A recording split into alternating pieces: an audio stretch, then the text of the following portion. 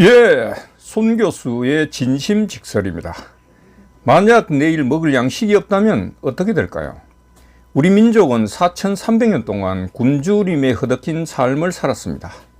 위대하다고 하는 신라 문무대왕도, 조선 세종대왕도, 5만원 집회의 신사임당도 국민의 배고픔을 해결하지는 못했습니다. 북한은 지금도 배고픔에 허덕이고 있죠. 박정희 대통령은 1975년 쌀 자급 100% 달성의 기적을 일으켰고 1977년에는 쌀 자급 113%를 달성하면서 11월 9일 일면톡 기사에 다음 달부터 쌀막걸리 제조가 가능하다, 쌀떡은 어제부터 가능하다는 희한한 기사가 났습니다. 4300년 동안 가난과 싸워 승리하였다는 선언이었습니다. 인류 최고의 역사적 사건, 대한민국 최고의 기적을 만나보겠습니다. 잠깐만 체크하겠습니다. 구독과 좋아요 한 번만 꼭 부탁드리겠습니다. 구독의 진심을 잊지 않겠습니다. 이 영상은 박정희 대통령 생가 앞집 민족중흥회관 마당에서 기념 재배하고 있는 기적의 통일벼입니다. 통일벼는 200포기 정도 되는 것으로 보이고 작황은 풍작인 듯합니다. 이 통일벼가 우리 민족을 괴롭혀온 굶주림이라는 적을 당당히 물리친 것이죠. 아무리 사람이라 하더라도 배고픔에 허덕이면 양심이 있을 수 없고 굶주림 앞에 윤리 도덕은 사치일 것입니다. 배고픔은 죽음과 같은 고통이기 때문입니다. 특히 대한민국 국민은 8,800m 에베레스트 산보다 높고 험한 보릿고개를 매년 넘어야 하는 고통 속에서 살아왔죠. 보릿고개는 겨울을 지나면서 꽁보리밥도 먹을 수 없어 촉은 목피, 풀뿌리를 캐고 나무 껍질을 벗겨 먹어야 했던 시기를 말합니다. 저도 경험을 했죠. 나무 껍질과 풀뿌리를 먹으면 대변이 막혀 나오지 않습니다. 1961년은 10,000원으로 한 달을 살아야 하는 세계에서 가장 못 사는 그러지 같은 나라였습니다.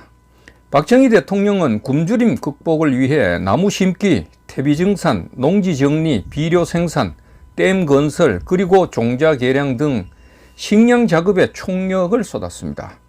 쌀 증산을 위한 품종 개발의 눈물겨운 사연을 살펴보겠습니다. 먼저 수확량이 30%나 많다는 이집트의 나다라는 품종을 반입하기로 했는데 이집트가 벽시 반출을 금지하고 있어서 정상적으로 반입하지 못하고 비밀리에 가져와야 했죠. 1965년 국내에서 나다 벽시를 시험 재배를 했는데 실제로 수확량이 30% 이상 많다는 것을 확인하고 1967년 농가에 보급을 했죠.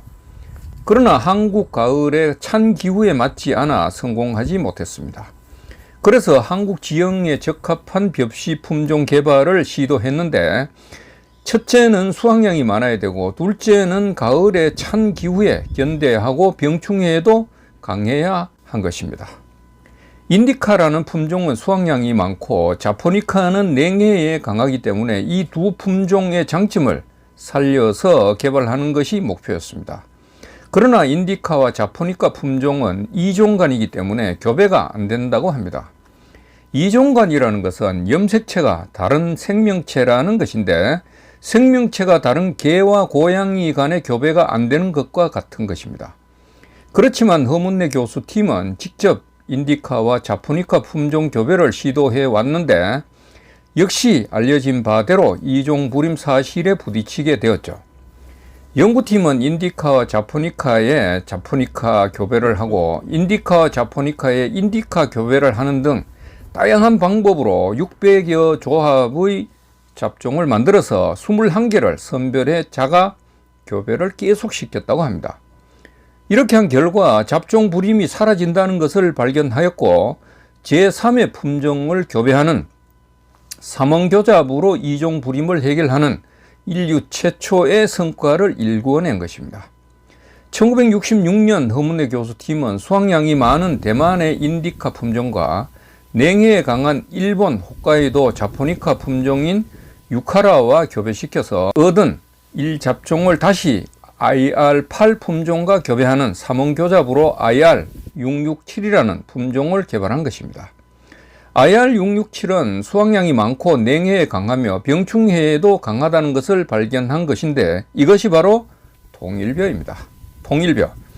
문제는 밥맛이었죠. 밥맛은 아밀로펙틴과 아미노산이 결정하는데 금방 지은 따끈한 밥맛은 큰 차이가 없었다고 합니다. 박정희 대통령이 직접 참석한 자리에서 전문가 38명이 눈을 가린 블라인드 밥맛 테스트를 진행했다고 합니다. 박정희 대통령은 맛이 좋다에 한 표 했고 참석자 중 28%가 맛이 좋다, 보통이 67%로 밥맛이 보통 이상이라고 표기한 비율이 95%였다고 합니다. 통일벼는 1972년부터 보급됐는데 1972년은 냉해가 심해 실패했고 1973년에는 다행히 냉해를 입지 않아 수확량이 다른 품종에 비해 37%나 더 많아 큰 성공을 거두었습니다. 쌀 자급의 기적이 시작되는 해가 된 것이죠. 이후 정부 지원의 확대와 통일벼 재배 면적의 확대 등으로 1975년에 드디어 쌀 자급률 100%를 달성하는 대역사의 금자탑을 이룩하였고 1977년에는 쌀 601만 톤을 생산해가지고 자급률 113%를 달성하게 되면서 1978년에 드디어 수원농촌진흥청에 녹색혁명 성취라는 박정희 대통령 친필탑을 세우게 되었다고 합니다. 녹색혁명 완성을 알린 민족 최대의 감격이었죠.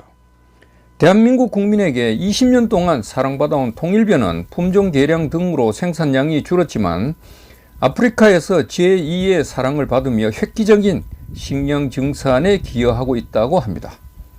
국내에서도 성분 분석 결과 떡, 막걸리 등 생산에 차이가 없어 통일벼가 꾸준히 생산되고 사용되고 있으며 4300년 대한민국의 가난을 물리친 최고의 기적입니다. 혹시 50원 동전에 새겨진 통일벼의 모습을 아실까요?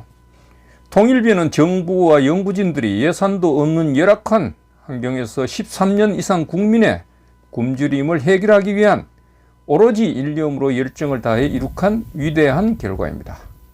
손 교수의 진심직설, 구독과 좋아요 또한 바른 생각의 풍요가 아닐까요? 여러분 감사합니다.